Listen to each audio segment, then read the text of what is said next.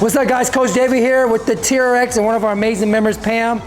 All right, so check this out. What she's doing here is the lat row with the TRX with the pronated grip, which is the overhand grip. That's gonna target the upper lats. The second is gonna be a neutral with palms facing. Lead with the elbow, keep the elbow close to the rib cage.